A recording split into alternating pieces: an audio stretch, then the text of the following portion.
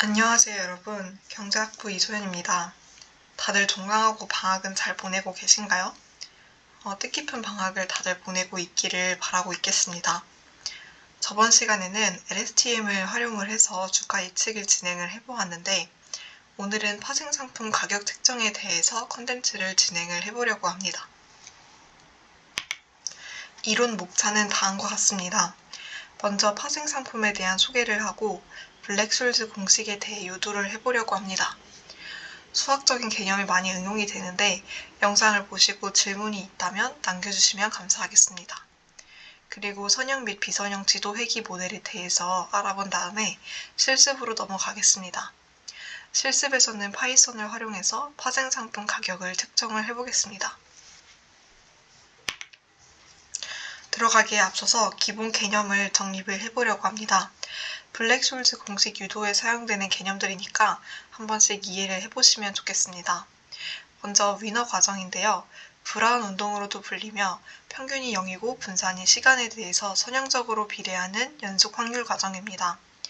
연속적인 시간에서 독립적으로 분포한 정규 분포를 따르는 변화량을 가지고 확률적인 과정의 기본 요소로 사용됩니다.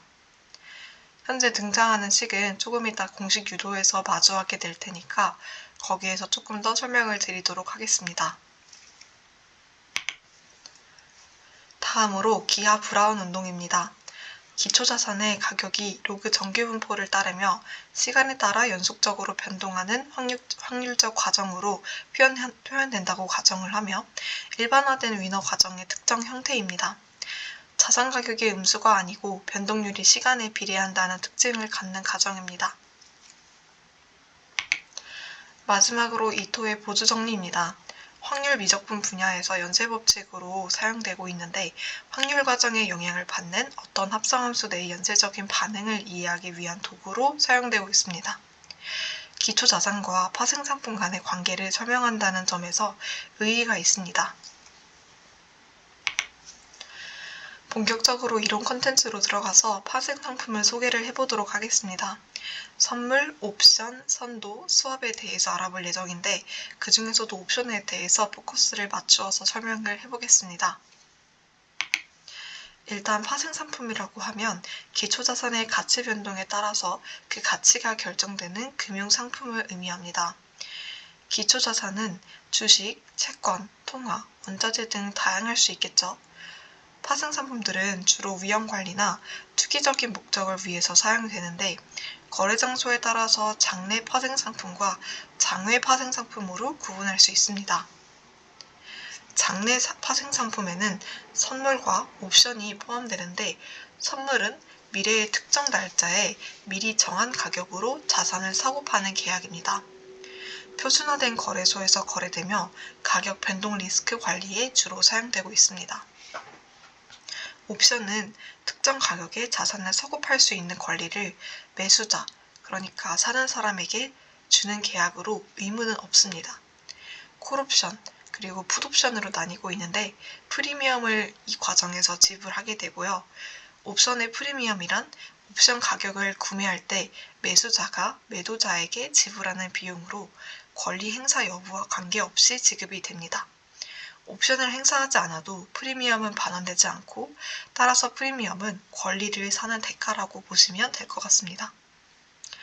여기서 콜옵션하고 풋옵션에 대해서 추가 설명을 드리자면 콜옵션은 매도자가 기초자산을 팔아야 하는 그런 옵션인데요.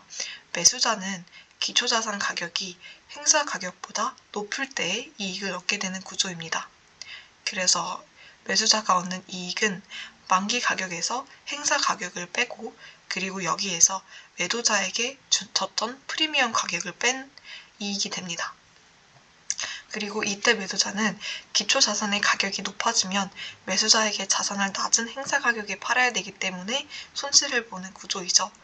그래서 이때 매도자의 이익은 프리미엄, 매수자가 매도자에게 줬던 프리미엄에서 만기 가격과 행사 가격의 차이를 뺀 값이 됩니다. 그리고 풋옵션에서는 이 옵션을 이제 행사를 계약이 체결이 되었을 때 매도자가 기초자산을 사야 하는 그런 구조를 가지게 됩니다. 그래서 매수자는 기초자산의 가격이 행사 가격보다 낮을 때 이익을 얻게 되고, 이때 매수자의 이익은 행사 가격과 만기 가격의 차이에서 프리미엄을 뺀 값이 됩니다. 매도자는 기초자산의 가격이 낮아지면 매수자에게 자산을 높은 행사 가격에 사야 되기 때문에 손실을 보는 구조입니다. 그래서 이익은 프리미엄에서 행사 가격과 만기 가격의 그 차이를 뺀 값이 되게 됩니다. 매도자에게 있어서는요. 그래서 매수자는 이제 옵션을 살 때 프리미엄이라는 것을 지급을 하기 때문에 기초 자산의 가격이 유리하게 움직이지 않으면 손실이 발생하는 구조이고, 매도자는 매수자가 옵션을 행사하지 않을 경우 받은 프리미엄이 순수익이 됩니다. 따라서 옵션의 그 이익 관계는 기초 자산의 가격 변동에 따라서 달라지고, 매수자와 매도자 모두 특정 시장 조건에서 유리하거나 불리할 수 있다는 것을 이해를 해주시면 좋을 것 같습니다. 다음으로는 장외 파생 상품에 대해서 소개를 드릴 건데, 대표적으로 선도하고 스왑이 있습니다. 그래서 선도는 선물하고 유사한데 거래소가 아니라 장외 시장에서 거래가 되어서 표준화되지 않은 계약입니다. 맞춤형 조건으로 거래가 되고 유동성이 낮은 경우가 많습니다. 스왑은 두 당사자가 서로 다른 형태의 현금 흐름, 예를 들어서 고정금리와 그리고 변동금리 간의 그것을 교환하는 그런 계약입니다. 주로 금리나 통화 리스크 관리를 위해서 사용이 되고 있는 계약입니다.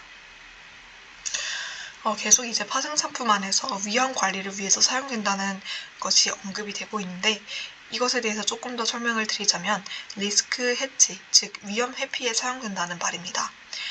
파생 상품은 기초 자산의 가격 변동에 따라서 계약의 가치가 변하기 때문에 투자자가 그 미래의 가격 변동 위험을 미리 고정을 하거나 또는 상쇄할 수 있게 해주는 계약입니다. 예를 들어서 선물 계약을 통해서 미래의 자산 가격을 현재에 고정을 시키게 된다면 실제 가격 변동과 관계없이 미리 약속한 가격으로 거래가 가능합니다. 이러한 원리로 인해서 파생 상품은 예상하지 못한 손실을 방지하고 안정적인 수익을 확보하는 리스크 관리 도구로 사용될 수 있습니다. 전산 재무 그리고 위험 관리에서 파생 상품을 평가할 때 몇 가지 수치적인 방법을 사용하게 되는데요. 파생 상품을 평가를 한다는 것은 해당 파생 상품의 현재 가치를 계산을 한다거나 미래 현금 흐름에 대한 예상 가치를 산출하는 것을 의미를 합니다. 평가에는 기초자산의 가격, 변동성, 금리, 만기 등 다양한 요인을 반영을 해서 주로 옵션 가격 결정 모델, 예를 들어서 블랙숄즈 모델이라든지 이런 것들이 사용이 되게 됩니다. 이를 통해서 투자자는 적정한 가격을 파악을 하고 그리고 거래 전략이라든지 리스크 관리를 최적화할 수 있습니다. 그래서 지금부터는 파생 상품 가격에 널리 사용이 되고 있는 모델인 블랙숄즈 공식에 대해서 유도를 해보도록 하겠습니다. 블랙숄즈 공식에는 가정이 존재하는데요. 주요 가정 중에서 몇 가지를 살펴보자면 앞서 기본 개념 정리에서 보았던 기하 브라운 운동 가정입니다. 기하 브라운 운동 가정은 기초자산의 가격이 시간에 따라서 연속적으로 움직이고 수익률이 정규 분포를 따른다고 가정한 확률 모델입니다. 변동성이 일정하고 가격 변화는 독립적이며 로그 정규 분포를 따른다는 점이 특징적인데요.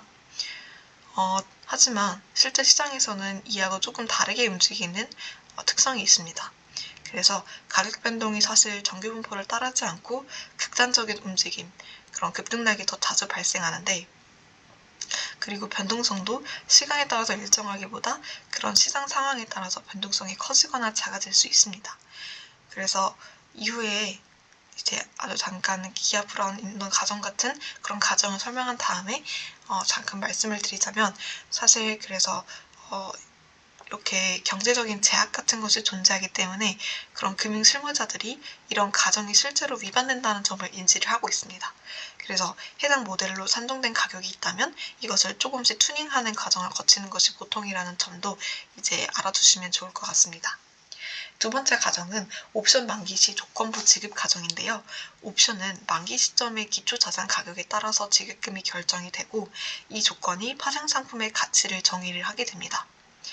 예를 들어서 콜옵션의 경우 만기 가격이 행사 가격을 초과할 때만 옵션 매도자가 매수자에게 차익을 지급하는 구조를 가지게 됩니다.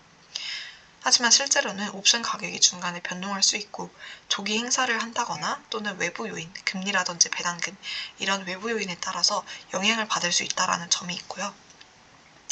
마지막으로 차익금지 가정이 있는데 시장에서는 동일한 위험을 가진 자산 간에 무위험 차익 기회가 존재하지 않으며 시장은 효율적으로 움직인다는 가정입니다.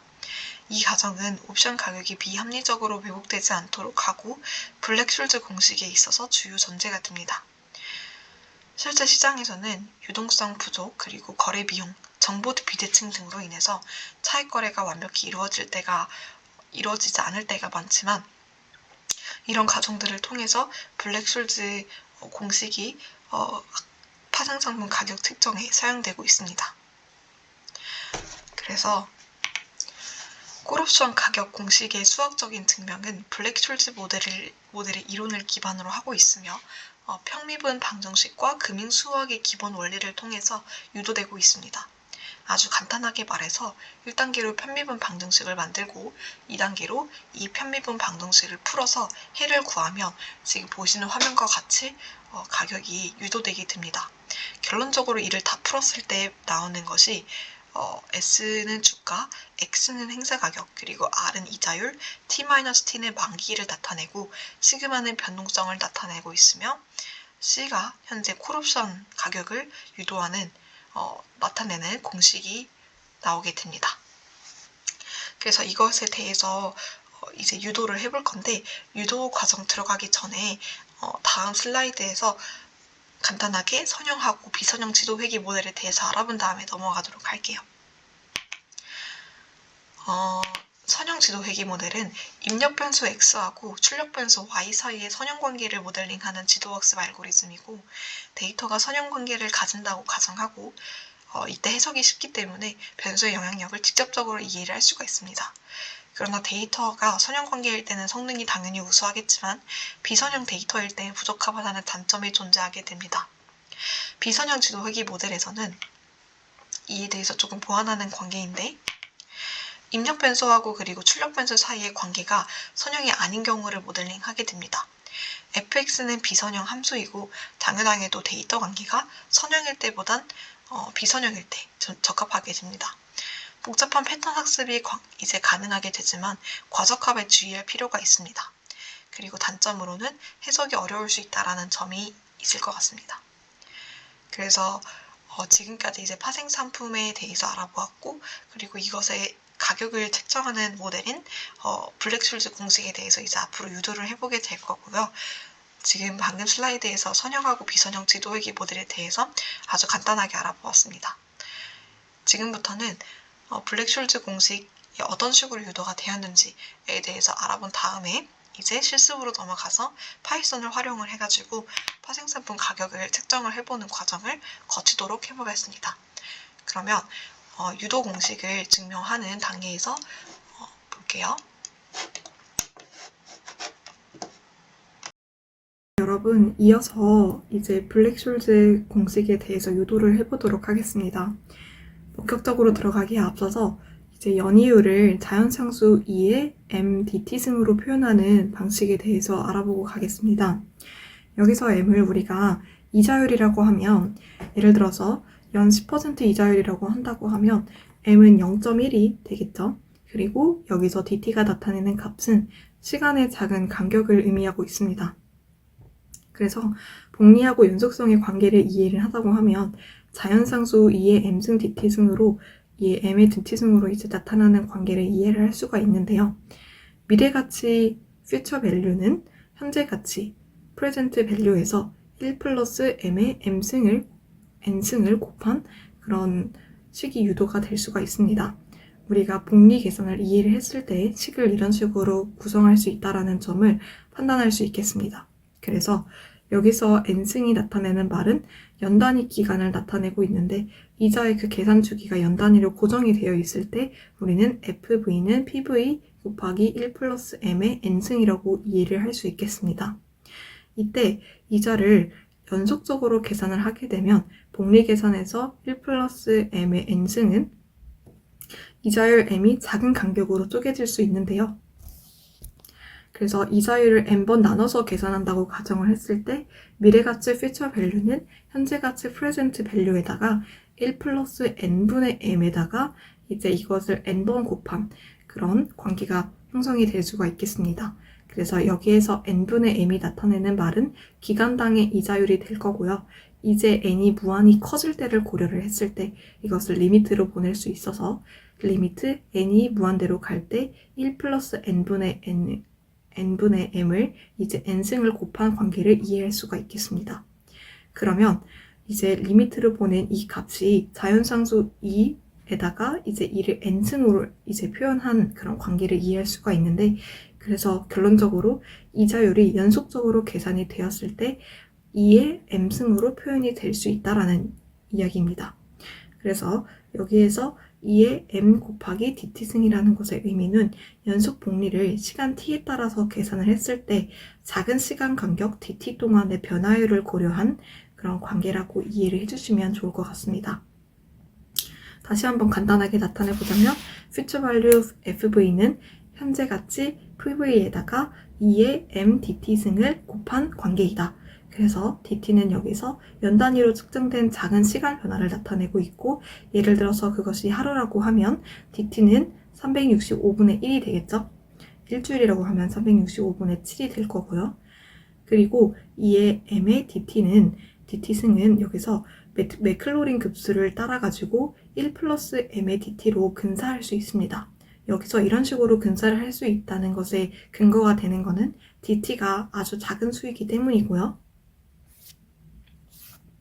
넘어가서 봤을 때 2의 x승을 우리가 맥클로린 급수로 나타냈을 때 1 플러스 x 그리고 2팩분의 x제곱 플러스 3팩토리얼분의 x3승 플러스 쭉쭉쭉쭉 나가는 것을 볼 수가 있는데, 이때 x를 우리가 m 곱하기 dt로 놓았을 때 2의 m dt승은 1 플러스 m dt 플러스 2팩토리얼분의 m dt의 제곱 플러스 3팩토리얼분의 m dt의 세제곱 플러스 쭉쭉쭉 나가는 구조를 가지게 되겠죠.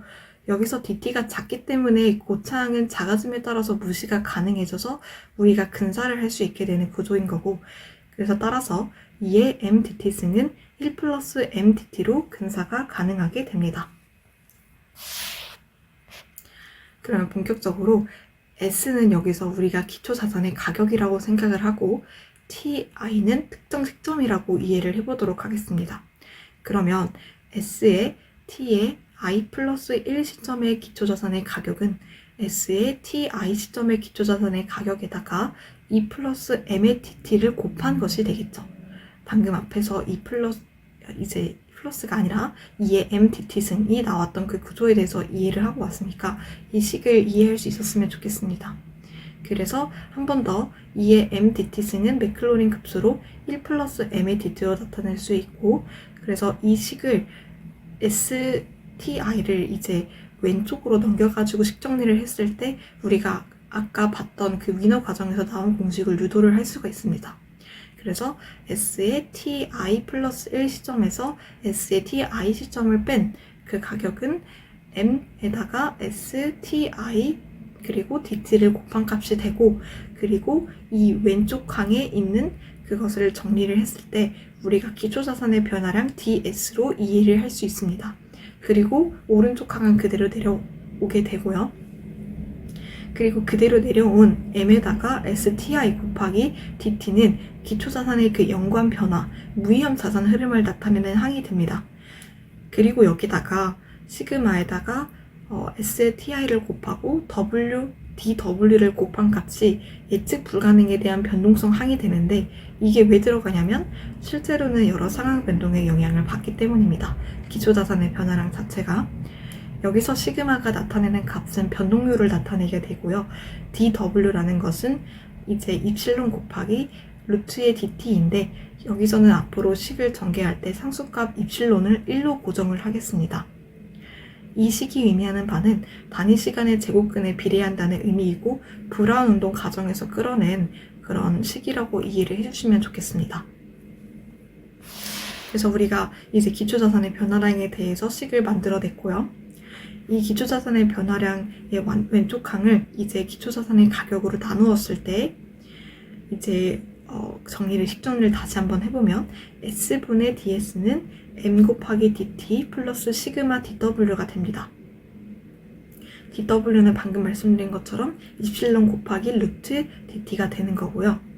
그래서 예를 들어서 연간 기대 수익률이 10%이고 연간 변동률 시그마가 20%라고 했을 때 한 주의 기초자산 변동률은 S분의 DS를 식으로 놨을 때 0.1 곱하기 365분의 7 플러스 0.2 곱하기 1 곱하기 루트 365분의 7이 될 수 있겠습니다. 이 예시는 그냥 한번 이해를 해보시라고 이해를 돕기 위해서 넣은 거니까 크게 신경 안 쓰셔도 될 것 같습니다. 넘어가서 우리가 F, 그 파생 상품의 가격을 LNS로 두었을 때 우리는 이 가격을 SI식과 그리고 그 S가 T의 식으로 나타나고 있기 때문에 결론적으로 F를 S와 T의 함수라고 둘 수 있습니다.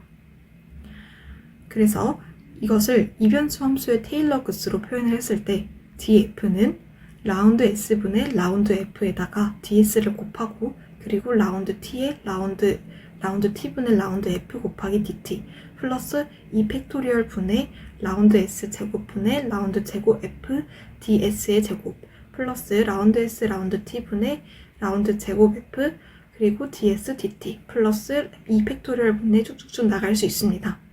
그런데 DS가 0으로 가고 DT가 0으로 가고 있을 때에는 무시 가능한 항들이 있겠죠. 그래서 그 무시가 가능한 항들을 정리를 했을 때 DF는 라운드 S분의 라운드 F 곱하기 DS 플러스 라운드 T분의 라운드 F DT 플러스 2팩토리얼 분의 라운드 S 제곱 라운드 제곱 F에다가 MST DT 플러스 시그마 ST WT의 제곱으로 나타낼 수가 있습니다. 이 WT가 살아남은 이유는 WT를 이제 앞으로 제곱을 했을 때 시그마 제곱 S제곱 T에 DT로 이제 DT가 살아남아 있기 때문에 우리가 이 항을 고려를 해주고 있는 것이고 지금 여기서 M의 ST DT와 시그마 ST DW가 나온 이유는 여기다가 이제 DS가 남아져 있기 때문에 그것을 이제 대입을 그대로 한 것입니다. 그래서 이게 왜 갑자기 나왔냐면 방금 앞에서 우리가 유도한 공식에 맞춰가지고 넣은 것이라고 이해를 해주시면 될 것 같습니다.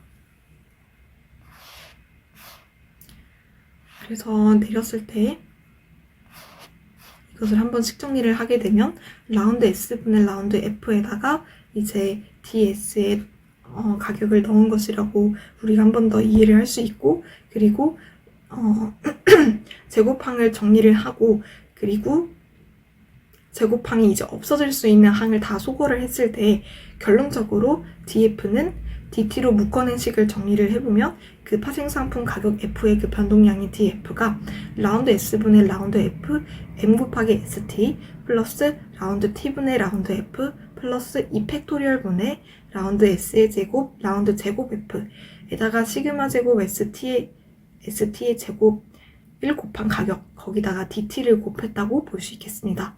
그리고 플러스 라운드 S분의 라운드 F 곱하기 시그마 곱하기 ST 곱하기 DW라는 식으로 정리를 해낼 수가 있습니다. 그래서 F가 우리 처음에 LNS라고 가정을 했었는데 그래서 F가 LNS라고 가정이 되었을 때 DS는 M 곱하기 ST DT 플러스 시그마 ST DW였습니다. 앞에서 봤을 때 이 식을 이제 DS 자리에 지속적으로 집어넣어서 정리를 했던 부분이고 여기서 M을 연이율 R로 나타내기도 합니다. 그래서 연이율 R 또는 M은 무위험 이자율을 나타내고 있습니다. 예를 들어서 은행 이자율이 되겠죠. 안전한 자산.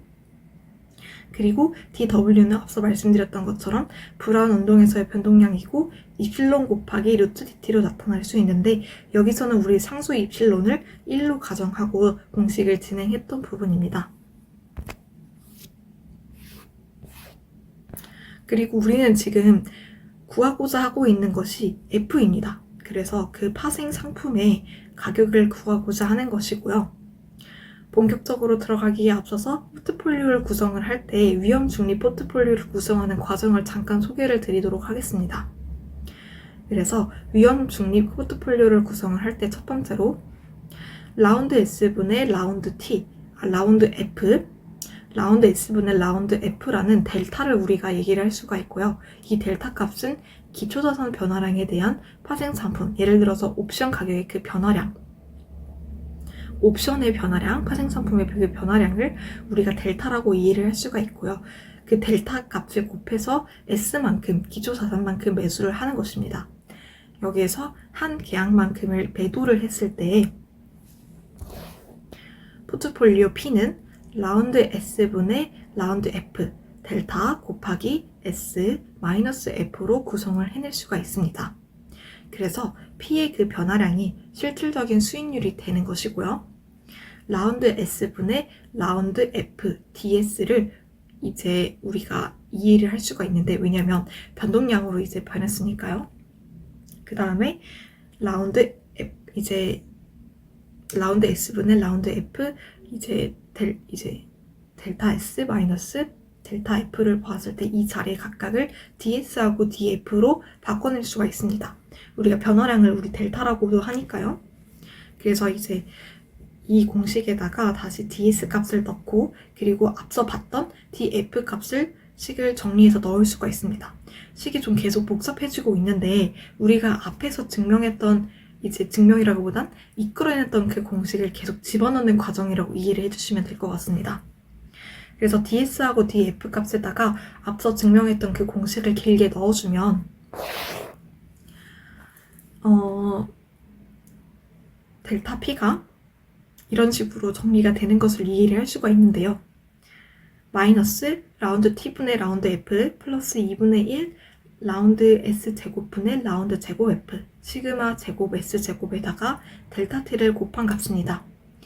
그리고 이것을 우리가 포트폴리오 변화량 자체를 무위험률의 수익률보다 커야 되기 때문에 R 곱하기 라운드 S분의 라운드 F 곱하기 S 마이너스 F라는 그 포트폴리오에다가 R이라는 무위험 이자율을 곱했을 때보다 더 커야겠죠. 그래서 이 좌변과 우변 모두에 델타 T가 있기 때문에 이것을 소거해준 것이 파란색으로 표현이 되고 있고, 결론적으로 식 정리를 하였을 때 RF는 이제 라운드 T, 라운드 F 플러스 2분의 1 라운드 S 제곱, 라운드 제곱 F 시그마 제곱 S 제곱 플러스 R 라운드 S분의 라운드 FS, 이것보다는 크도록 값을 작성을 해야 될 것입니다. 그래서 이 기준이 되는 것이 등호 표시로 나타나고 있으니까, 결론적으로 블랙숄즈 편미분 방정식에서 유도되는 것이 RF는 라운드 T분의 라운드 F 플러스 2분의 1 라운드 S제곱분의 라운드 제곱 F 시그마 제곱 S제곱 플러스 R 곱하기 라운드 S 라운드 F 라운드 S분의 라운드 F에 S를 곱한 값이 되겠습니다. 그래서 지금 라운드 값이 들어간 그 분수 자리를 각각 한 번씩 더 이제 공식을 쭉 나열한 다음에 이 자리에다가 넣어줄 겁니다. 그래서 식을 또 한 번 정리를 해줄 건데, 그러면 식이 굉장히 좀 복잡해 보일 수가 있습니다. 그래도 이제 한 번씩 따라오는 과정을 직접 손으로 써보면 그렇게 어렵지 않을 테니까 한 번씩 도전을 해보시면 좋을 것 같습니다. 그래서 경계 조건은 이제 만기 시의 옵션 가격을 기준으로 했을 때 두 가지로 분리를 해볼 수가 있습니다. 그래서 ST-X 해서 행사 가격인 X인 기초 자산 가격에 빼주는 값인데요. 우리 아까 그 콜옵션과 풋옵션에 대해서 얘기를 할 때 이 가격 차이에 의해서 누가 이익을 보고 누가 손해를 보냐가 살짝씩 달라졌습니다. 그래서 그 기초 자산의 가격이 행사 가격을 초과했을 때 만기 시의 옵션 가격이 ST-X가 되는 것이고요. 만약에 기초 자산의 가격이 행사 가격보다 낮아졌을 때 그 가격은 옵션의 가격은 0이 되게 됩니다. 그래서 우리 X를 T-T로 둘게요. 그러니까 이 X를 우리가 0으로 두게 되면 만기 시점에 되게 되는 것입니다. 그렇게 X를 두고, 그 다음에 우리 U는 L은 X분의 X, X분의 S 플러스 R-2분의 시그마 제곱 곱하기 T-T로 두겠습니다. 그래서 우리 만기 시점에서 u는 t가 0이 되기 때문에 그때 u는 ln t 이제 st를 x로 나눈 가격이 되겠습니다.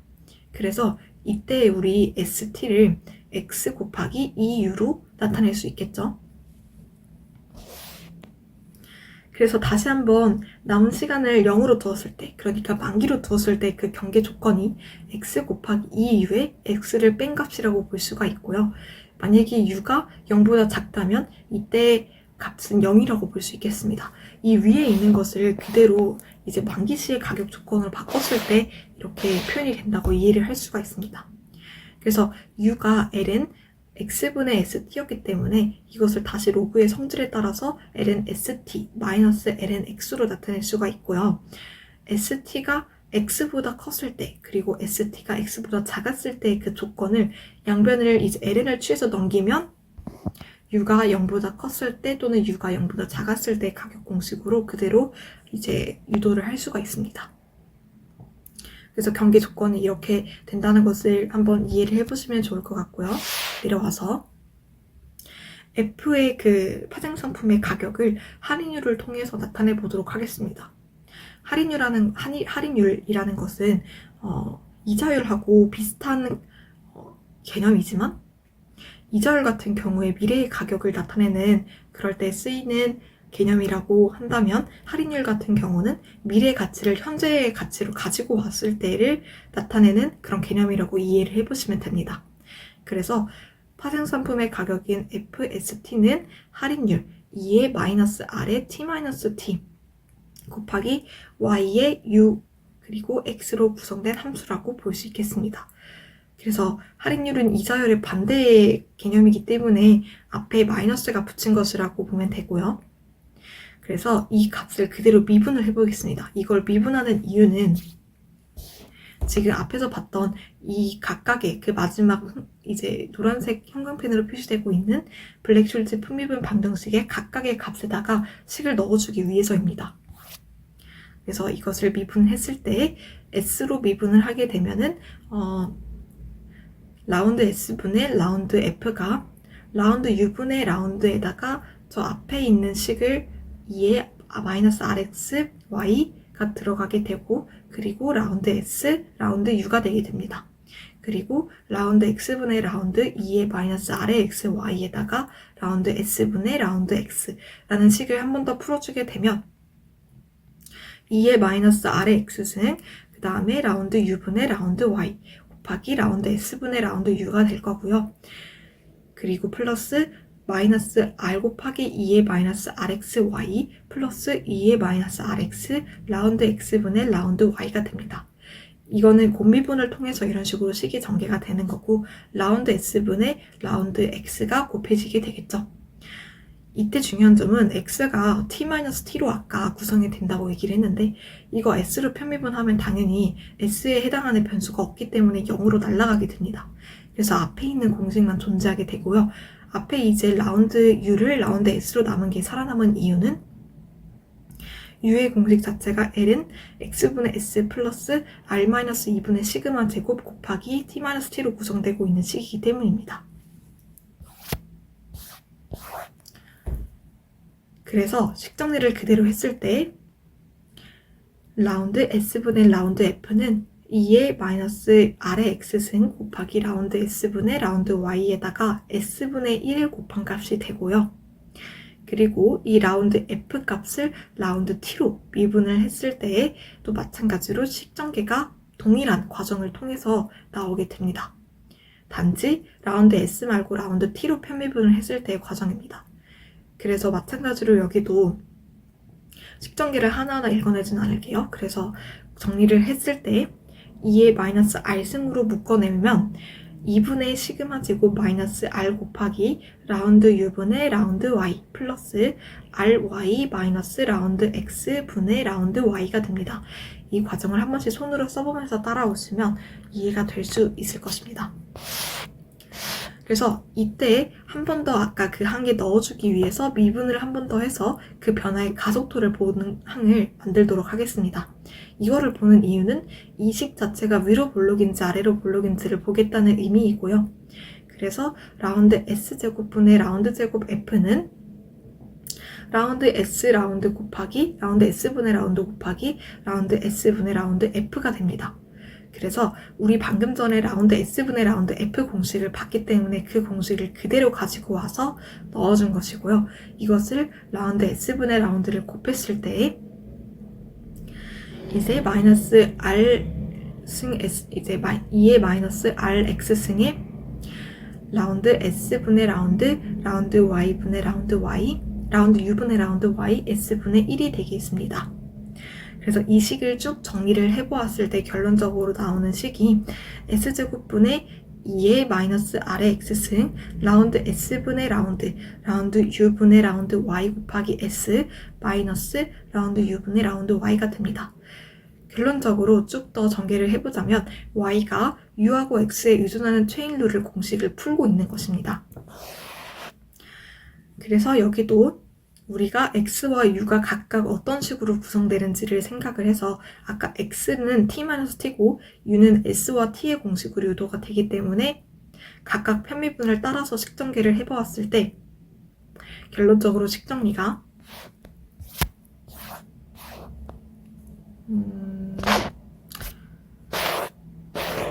이 마지막 강인 S제곱분의 2의 RX승 그리고 이제 라운드 U의 제곱분의 라운드 제곱 U, 라운드 제곱 Y 마이너스 라운드 U분의 라운드 Y로 정리가 되는 것을 이해할 수 있습니다. 지금 어떤 것을 공식을 전개한 거냐면 라운드 S제곱분의 라운드 제곱 F를 풀어낸 것입니다.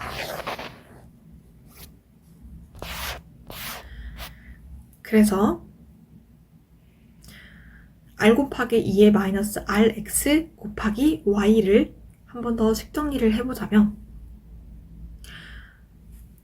이제 2의 마이너스 RX승에다가 2분의 시그마 제곱 마이너스 R 그리고 라운드 Y분의 라운드 Y 라운드 U분의 라운드 Y 플러스 R의 Y 마이너스 라운드 X분의 라운드 Y를 더해준 값이 되고요. 그리고 플러스 R의 2의 마이너스 R의 RX승 그리고 라운드 U분의 라운드 Y 플러스 2분의 시그마 제곱 2의 마이너스 RX승 그리고 라운드 U의 제곱 분의 라운드 제곱 Y 마이너스 라운드 U의 라운드 Y가 됩니다. 이 식을 소거를 해줄게요. 안에서 지금 동일한 항이 있기 때문에 소거를 해서 파란색으로 소거를 하게 되면 그리고 이제 왼쪽 항과 오른쪽 항에 공통적으로 있는 2의 마이너스 RX승을 소거하게 되면 결론적으로 나올 수 있는 공식이 마이너스 라운드 X분의 라운드 Y 플러스 2분의 시그마 제곱 라운드 U의 제곱 플러스 라운드 제곱 U는 0이 되게 됩니다. 이거를 한 번 더 정리를 하게 되면 보라색으로 제가 형광 표시를 한 공식이 되고요. 이것은 물리학에 있어서 열 확산 방정식과 동일한 비슷한 그런 방정식의 틀을 가지게 됩니다. 그래서 우리가 그 식정리를 위에서 봤던 그 물리학에 있어서 열 확산 방정식을 가지고 올 수 있고 경계 조건은 그 만기시의 경계 조건을 생각을 했을 때 Y, U와 그리고 이제 시간이 0이니까 이것의 식이 x에다가 2의 u-1 그리고 0 이 각각의 조건은 u가 0보다 클 때 그리고 u가 0보다 작을 때 조건으로 정리를 해볼 수가 있습니다. 그래서 결론적으로 나온 이 방정식을 이제 그 미분 방정식을 통해서 풀어내는 과정이 지금부터 이어질 겁니다. y, u의 x 원래 그 미분 방정식의 식을 이제 풀어낼 때 F를 옵션 가격이라고 하고 TX를 잔존 기간으로 다 놓고 나서 식을 전개를 해보도록 하겠습니다. 그래서 이 각각을 미분 방정식에 대입을 하면 Y를 X로 편미분을 하고 그리고 U로 편미분을 한 다음에 다시 U로 한 번 더 편미분을 하는 것을 각각의 공식에다가 이제 집어넣는 과정입니다. 그래서 미분 방정식에 대입을 했을 때 t 곱하기 라운드 u의 제곱분의 라운드 제곱 f 마이너스 시그마 제곱분의 2의 f 라운드 x분의 라운드 t는 0이 되겠죠? 각각의 미분 방정식에 식을 대입을 한 거니까. 그리고 식정리를 했을 때 f분의 1 라운드 u의 제곱 라운드 제곱 f는 시그마 제곱 분의 2에 곱하기 t분의 1 시그마 x분의 라운드 x분의 라운드 t로 볼 수 있는데요. 이걸 우리가 마이너스 지금 k제곱이라는 것으로 두겠습니다. 지금 이 마이너스 k제곱으로 우리가 둔 이유는 이제 만약에 분리상수로 이제 우리가 양수를 두게 되면 조금 있다가 그 잔존기간 x가 증가할수록 t가 무한히 이제 증가를 해서 그 원하는 결과를 얻을 수가 없습니다. 시간이 지남에 따라서 온도 이제 열 확산 방정식하고 연결이 된다고 했으니까 그 온도 t가 무한히 이제 상승하는 식을 피하고 싶어서 우리가 그 분리상수를 음수로 놓은 것이라고 이해를 해주시면 좋겠습니다. 그래서 그런 이제 밑에 과정이 깔려 있기 때문에 우리가 이제 마이너스 k제곱이라는 식으로 두게 된 것이고요.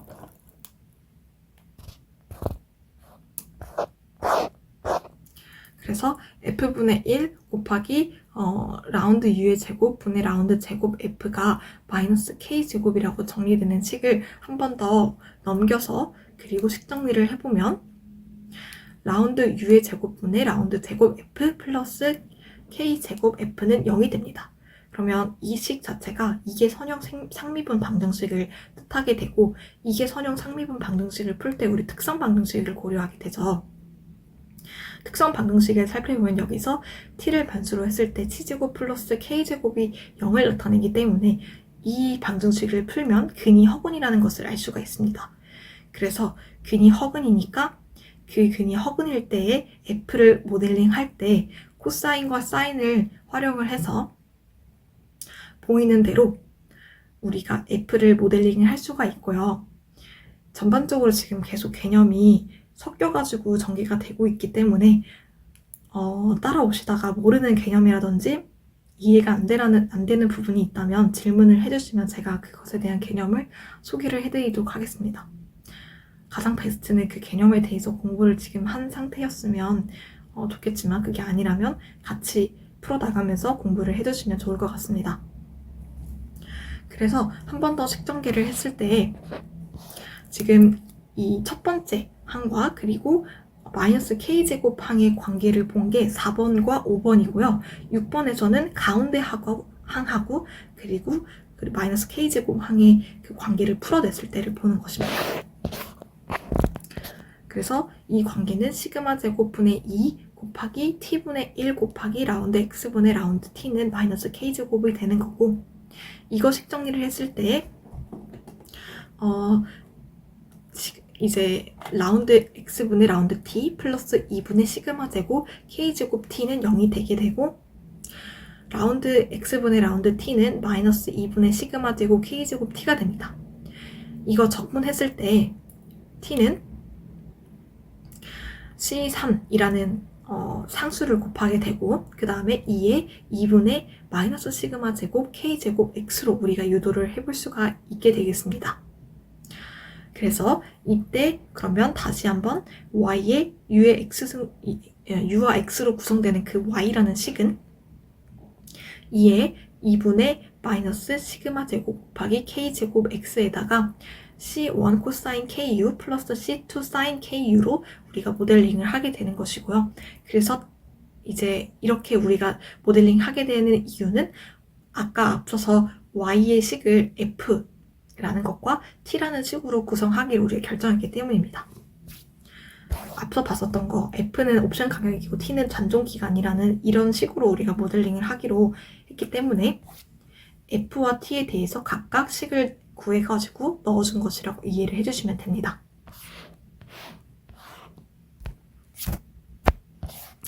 그래서 넘어가서 K가 연속인 경우에 그러면 그 일반 해를 구하면 이거를 적분으로 또 넘어갈 수가 있는데 그러면 K가 0부터 무한대의 값을 가질 때 Y의 값은 인테그랄 0부터 무한대까지 우리가 앞에서 봤던 F 곱하기 T의 식을 그대로 끌고 와서 넣어준 것이고요. 이게 이제 a와 0으로 구성되는 그 함수를 이제 가정을 해본다면 그 인테그랄이 현재 보이는 그 두 번째 식으로 나타낸다는 것을 이제 이해할 수가 있습니다.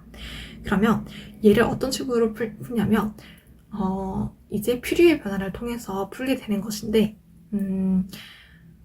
지금 현재 이 공식 전반적으로 y가 지금 u하고 x로 구성되고 있는 식부터 퓨리의 변화를 통해서 문제를 푸는 과정입니다. 그래서 이제 u하고 0으로 구성되는 그 식이 x는 0일 때 u하고 x로 구성되는 그 값을 의미를 하고 있는데, 이게 지금 GU라는 초기 조건하고 연결이 되게 되는 거고요. 퓨리의 변화를 사용을 해서 이를 푸는 과정에서 GU는 초기값 함수로 사용이 되고 있고, 이 함수가 C1하고 그리고 C2를 푸는 데 있어서 중요한 역할을 하게 됩니다.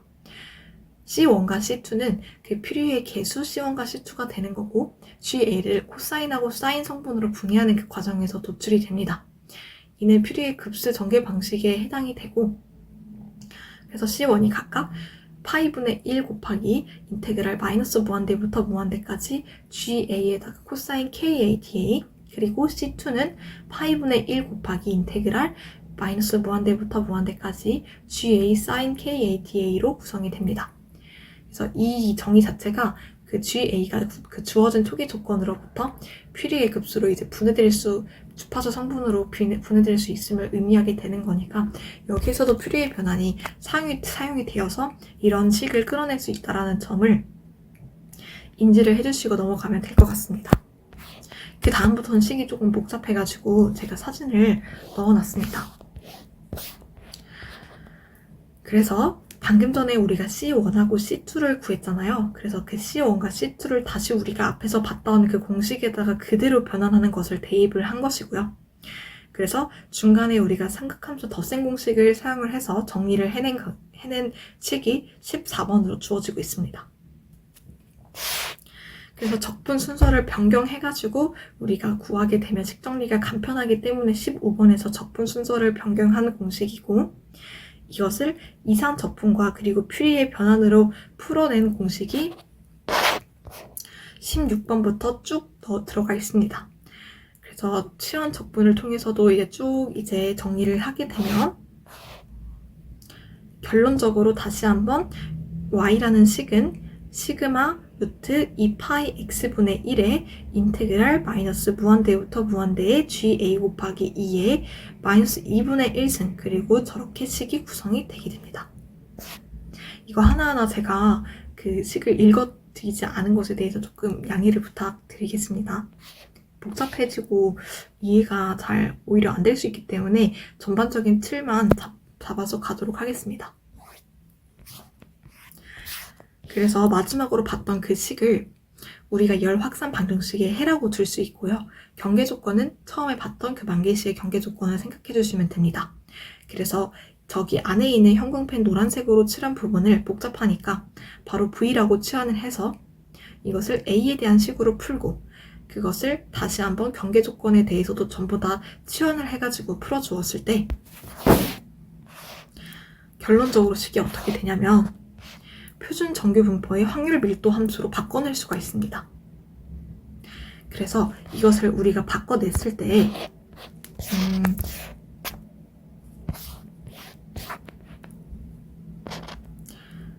대입을 다시 한번 하게 되면 그 최종적인 해가 나오게 됩니다. 우리 최종적인 해는 우리가 처음에 봤을 때 그 식이 되고요.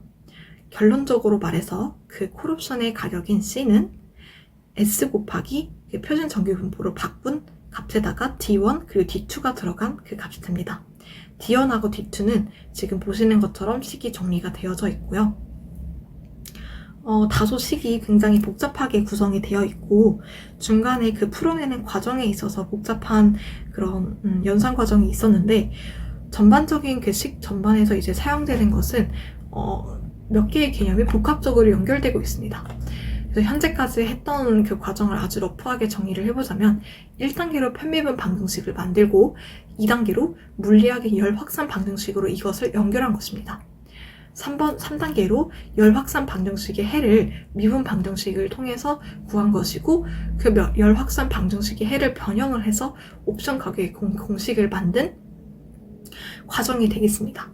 중간중간에 이제 복리의 계산 과정, 그리고 테일러 급수와 맥클로린 급수, 그리고 편미분 공식, 연계 그리고 연쇄 법칙, 그리고 퓨리의 변환, 그리고 치환 적분, 이상 적분 등이 여러 가지로 이제 연계되어서 식이 복잡하게 구성이 되어 있는데, 이 과정에 대해서 조금 이해를 해보시려면 미분 적분학, 그리고 공학 수학에서 나왔던 그 퓨리의 변환 같은 경우를 조금 더 이해를 한다면 더 잘 이해를 해보실 수 있습니다.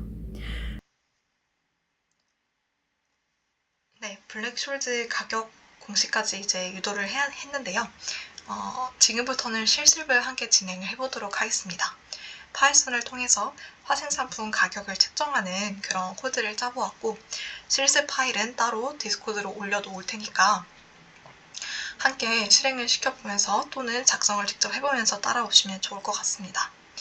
그래서 파이썬 패키지 로딩을 먼저 해보도록 할게요. 필요한 패키지를 이미 로딩을 해놓았고, 그리고 오류는 무시하는 코드도 함께 넣어놓았습니다. 그래서 여기까지는 추가적인 설명 없이 핵심적인 내용만 설명하고, 그리고 나머지는 직접 코드를 치시면서 모르는 부분 질문을 하시면 제가 답변을 해드리도록 하겠습니다. 그래서 먼저 데이터셋을 이제 생성을 이제 해가지고 입력 매개 변수를 시뮬레이션을 해서 예측 변수를 생성을 할 건데요. 첫 번째 단계는 그 상수 매개 변수를 정의를 하는 것입니다. 변동성 형태에 필요한 상수 매개 변수는 아래와 같이 정의를 하게 될 거고요. 이 매개 변수는 그 옵션 가격에 큰 영향을 주지 않기 때문에 유의미한 값으로 설정을 하도록 하겠습니다. 그리고 블랙숄즈 옵션 가격 측정 모델에서 입력인 그 이자율도 여기서 이제 이렇게 정의를 해보도록 하겠습니다. 그리고 이제 다음 단계에서는 이제 그 우리가 방금 봤던 그 컬옵션의 변동성하고 그리고 가격을 계산하는 함수에 대해서 정의를 하는 그런 단계입니다. 그래서 이제 함수 정의하는 그런 코드를 작성을 해서 우리가 지금 봤던 그 가격 공식과 그리고 그 D1과 D2에 들어갈 식을 작성을 그대로 해주시면 될 것 같습니다. 전반적인 코드에 대한 설명만 하고 넘어가도록 할게요. 그리고 다음 단계에서는 데이터를 생성하는 단계인데요. 원래는 데이터를 가지고 와서 해볼 수도 있겠지만 여기서는 데이터를 생성을 해서 보도록 하겠습니다. 입력 변수하고 그리고 출력 변수를 생성을 할 건데 0하고 1 사이의 그 균등 확률 변수를 생성하는 이제 np.random 함수를 사용을 해서 만기일 tx를 이제 생성을 하였습니다. 그리고 정규 분포를 생성하는 np.random 이제 randn 그 함수를 사용을 해서 옵션 가격 ks에 대해서도 생성을 하였습니다. 그리고 0.25를 곱한 임의 수는 현물가에서 이제 행사가의 그 편차를 생성하는 그런 함수가 될 거고요. 그리고 전체 식에서 옵션 가격도 이제 0보다 크도록 이제 생성을 하도록 하겠습니다. 그리고 방금 봤던 그 식에 따라서 만기일하고 옵션 가격에 대해서도 함수로 각각 이제 변동성을 생성을 하게 되고 변동성 시그마를 생성을 하게 되고요. 블랙숄드 가격 옵션 가격에 대해서도 그 옵션 가격을 생성하는 그런 식을 생성을 하였습니다. 그래서 각각 그에 대한 식이라는 것을 이해를 해주시면 좋을 것 같고 총 1만 개의 데이터 포인트를 생성을 하도록 할게요. 그리고 이제 예측되는 변수하고 예측 변수를 생성을 한 코드입니다. 그리고 이제 데이터셋에 대해서 한번 살펴볼 건데 탐색적인 데이터 분석을 통해서 데이터셋의 대략적인 정보를 보게 될 것입니다. 그래서 데이터셋.head를 통해서 5가지의 그 행위를 뽑아봤고요. 이런 식으로 가격이 구성되어 있다는 것을 보면 될 것입니다. 그래서 데이터셋에는 모델의 특성이기도 한 옵션 가격, 프라이스하고 그리고 예측되는 변수 옵션 가격, 그리고 만기일, 그 다음에 변동성 등이 들어있습니다. 이 4가지가 들어있는데 가운데 그 머니니스가 이제 예측되는 변수 옵션 가격이 되겠습니다. 그리고 데이터 시각화를 통해서 그 변수 간의 상호작용을 이해하기 위해서 살펴보도록 하겠습니다. 히스토리그램을 이제 그려보았고요. 그리고 이제 어떤 식으로 구성이 되어 있는지 그 밀도 함수도 그려보았습니다.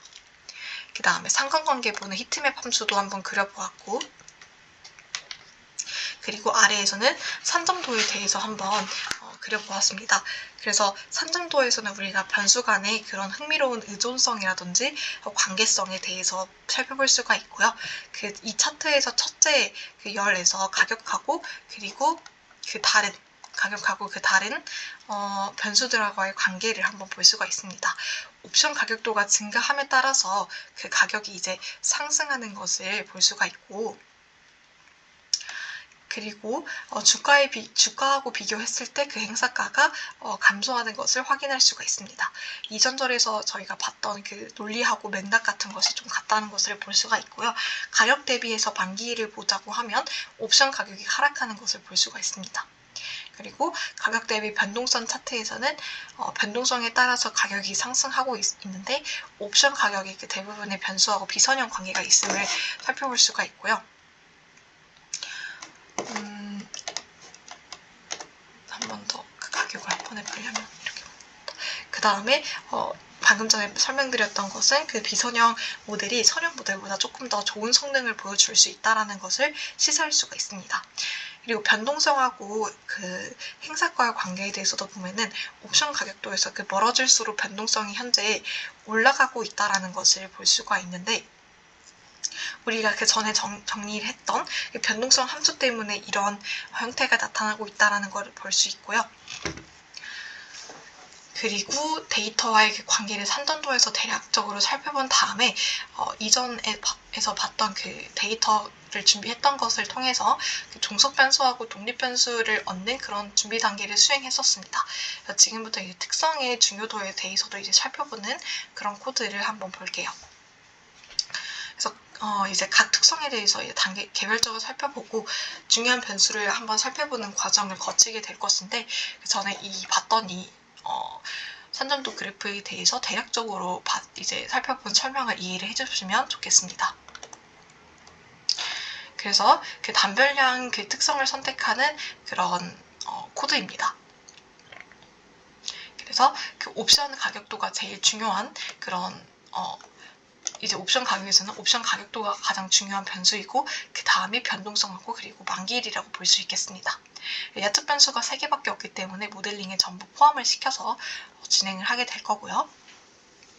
그래서 훈련 세트하고 테스트 셋을 분리를 하는 코드가 아래에 나와져 있습니다.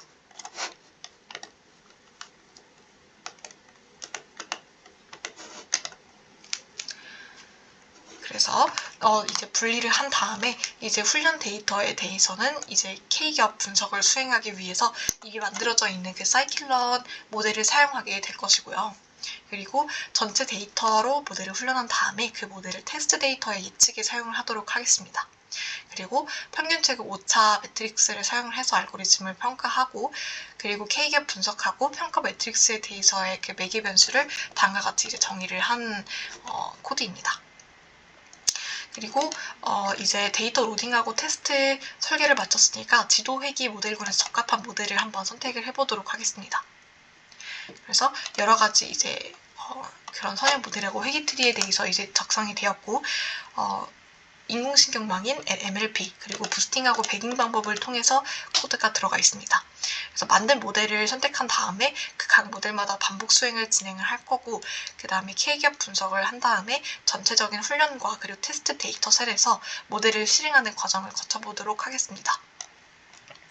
모든 알고리즘은 기본 튜닝 매개 변수를 사용하게 되고, 각각의 알고리즘에 대해서 평가 매트릭의 평균하고 표준 편차를 계산을 한 다음에 차후에 그 일관적인 그 모델 평가를 위해서 이제 결과값을 저장하는 코드를 작성하도록 하겠습니다. 그래서 이제 분류 회귀 트리하고 분류 및 회귀 트리하고 그 다음에 앙상블 모델, 인공신경망 등을 포함해서 비선형 모델은 선형 모델 값보다 훨씬 더 성능이 좋게 나올 것입니다. 산점도에서 확인한 바와 같이 우리가 비선형 관계는 당연히 비선형 모델이 더 잘 감지하기 때문이고, 그리고 인공신경망 MLP 같은 경우에는 빠른 테스트하고 그리고 배포 시간으로 인해서 어떤 함수이든 모델링이 할 수 있는 그런 능력이 조금 높고, 그리고 파생 상품의 복잡한 가격 측정에도 효과적으로 사용을 할 수가 있습니다. 그래서 우수한 성능을 보이는 모든 모델에서 다음 단계의 분석을 위해서 인공신경망을 선택을 하도록 하겠습니다. 그리고 쭉 내려가서 여기 밑에 있는 과정에 대해서는 한번 살펴보도록 해보셨으면 좋겠고요. 그래서 이제 내려가서 모델 튜닝하고 확정을 해보도록 하겠습니다. 그 인공신경망의 중간층 노드 수를 결정하는 거는 이제 그 중간층에 입력 데이터를 저장하는 노드가 너무 많아지게 되면 일반화 능력이 부족한 신경망이 생성이 되기 때문에 훈련층에는 중간층의 노드 수를 늘려서 성능을 향상시키지만 새로운 데이터셋에는 노드를 줄여가지고 성능을 향상시키도록 하겠습니다. 그래서 이제 인공신경망에는 학습률이라든지 모멘텀 그리고 활성화 함수, F수 같이 여러 가지 하이퍼 파라미터가 있기 때문에 그리드 서치 같은 그런 모든 하이퍼 파라미터를 그리드 서치를 통해서 튜닝을 할 수 있지만 문제를 단순화하기 위해서는 은닉층 수에 대한 그런 그리드 서치만 수행하는 것으로 제한을 해보도록 하겠습니다. 그리고 다른 하이퍼 파라미터에 대한 그리드 서치 수행 방법도 지금 코드에서 방금 보이는 것과 같이 동일한 방식으로 진행을 해보도록 할 수 있겠습니다. 그래서 변동성 데이터를 제거하는 과정에 대해서도 추가적인 분석의 코드가 들어가 있고요. 그래서 모델 성능을 이제 봤을 때 이전 결과하고 비슷하게 성능 회귀 모델의 성능은 낮고 그리고 앙상블이라든지 인공신경망 모델의 성능은 이제 좋게 나오는 것을 확인을 할 수가 있습니다. 이제 반면에 인공신경망이라든지 다른 앙상블 모델과의 성능은 이전과 큰 차이가 없는 것을 확인할 수 있고 이는 변동성 정보를 옵션 가격도하고 만기일과 같은 다른 변수에서 포착할 수 있다는 것을 의미를 할 수 있습니다. 전반적으로 더 적은 변수로 같은 성능 결과를 얻는다는 것이 이제 좋은 소식이라고 생각을 할 수가 있고 굉장히 이제 빠르게 이제 봤는데요. 이제 코드를 하나하나 설명을 드리진 못했습니다. 저희가 앞에서 시간을 조금 많이 잡아먹은 게 있어서 코드는 한 번씩 실행을 시켜보면서 전반적인 제가 설명을 드렸던 것을 이해를 하시고 살펴보도록 하셨으면 좋겠습니다. 그래서 결론적으로 이제 파생상품 가격 책정은 비선형적인 그런 모델이고 이제 문제이고 결과에서 알 수 있듯이 선형 회귀 모델은 전반적으로 좋은 성능을 보이는 비선형 모델보다는 더 좋지 않다는 것을 이해를 할 수가 있습니다. 그리고 변동성을 제거했을 때 선형 회귀 모델이 예측 문제를 풀기는 더 어려워지게 되고요. 앙상블이라든지 인공신경 모델 같이 비선형 모델은 예측에 좋은 성능을 보이고 있는 것을 확인할 수 있습니다. 그래서 이 정도로 이제 우리가 파생상품 가격을 특정할 수 있다는 것을 이해를 해주시면 좋을 것 같고요. 혹시 그 코딩에 대해서라든지 아니면 우리가 봤던 그 가격 설정에 대한 블랙숄즈 모델에 대해서 뭔가 궁금증이 있다라는 것이 있다면 질문해 주시면 감사하겠습니다. 그래서 이번 컨텐츠는 이렇게 해서 마무리를 짓도록 하겠습니다. 감사합니다, 여러분.